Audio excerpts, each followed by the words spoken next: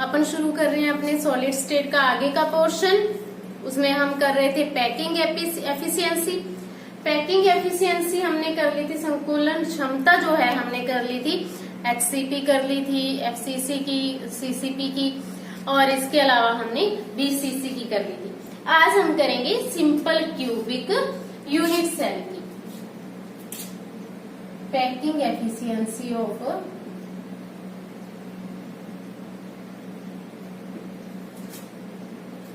Simple cubic unit cell. सरल घनीय एकक कोष्ठिका की संकुलन क्षमता किसकी कर रहे हैं अपन?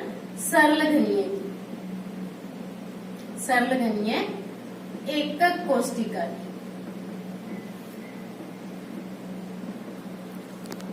देखो भी आज अपनी संकुलन क्षमता पूरी कंप्लीट हो जाएगी, तो ये सारे आप अच्छे से कर लेना। इससे रिलेटेड न्यूमेरिकल्स आप करके देखना। तो सरल घनीय एकक कोष्ठिका की, तो वही अपना पहले क्यूब बना लेते हैं।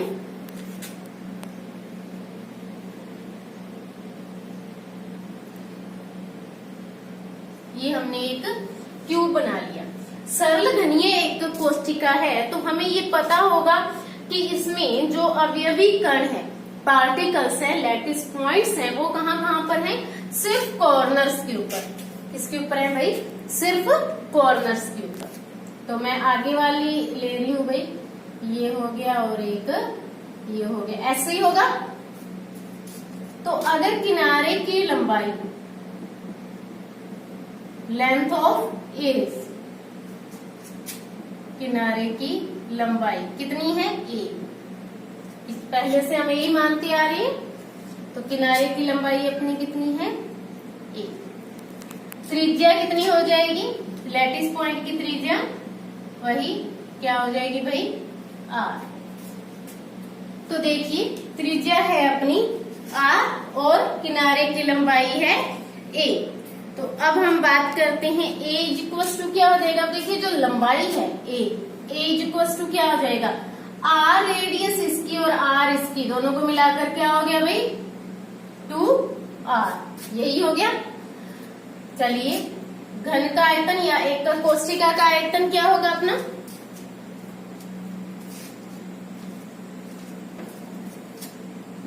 एकक कोष्ठिका का आयतन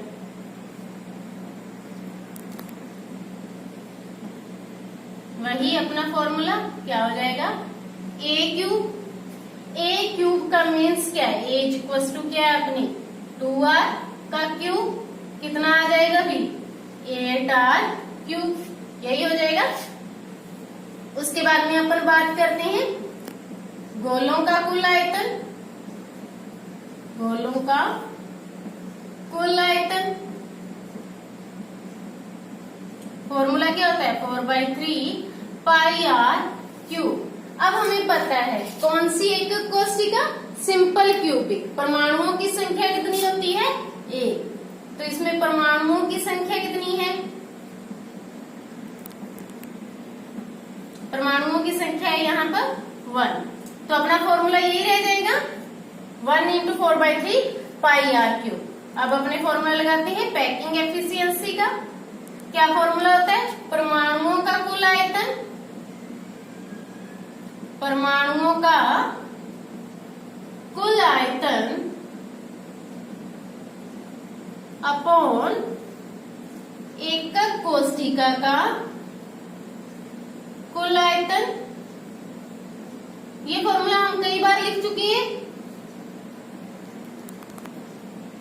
इंटू 100%। परमाणुओं का कुल आयतन कितना है भाई? 4/3 पाई आर क्यूब अपॉन एकक कोष्ठिका कुल आयतन 8r क्यूब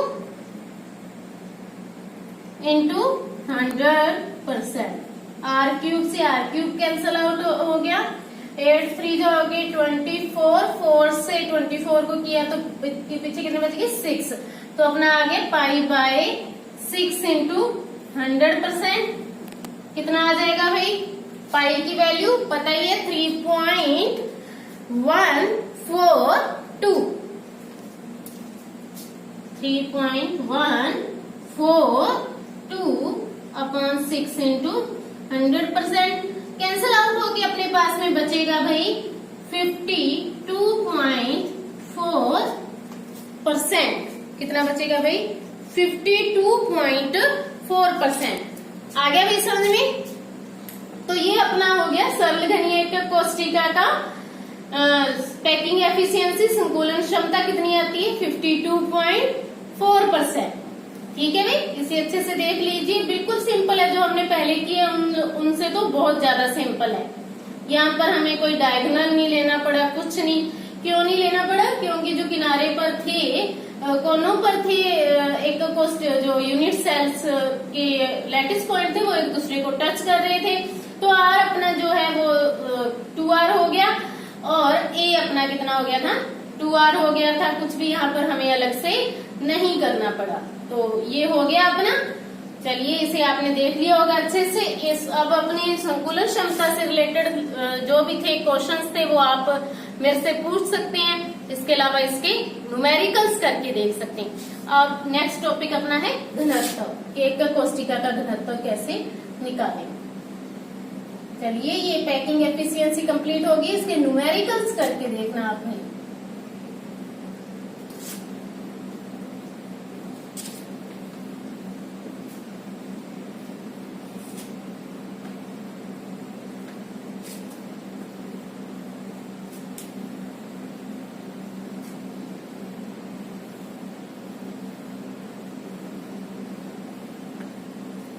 चलिए, नेक्स्ट टॉपिक है determination of density of unit cell. Determination of density of unit cell.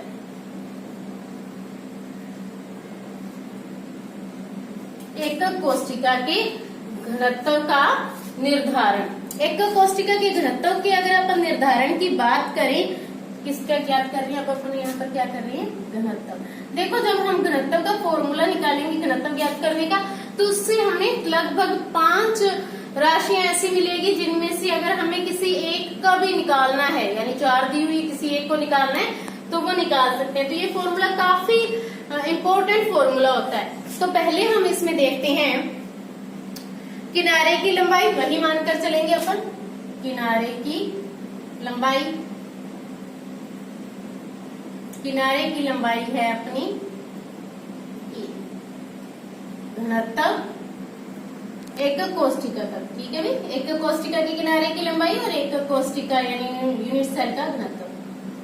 कोष्टिका का घनत्व क्या है अपना जी, एकक कोष्टिका का मोलर द्रव्यमान।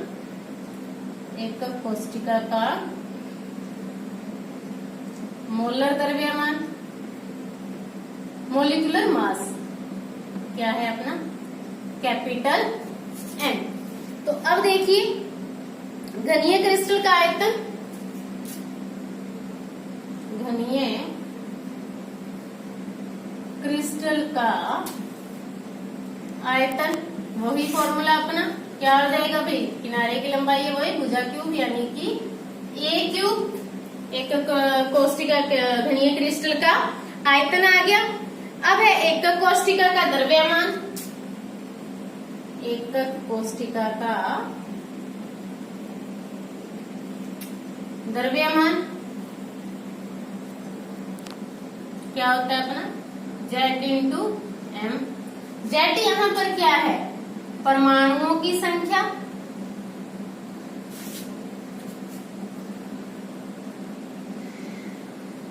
और स्मॉल m यहाँ पर क्या है, एक परमाणु का द्रव्यमान।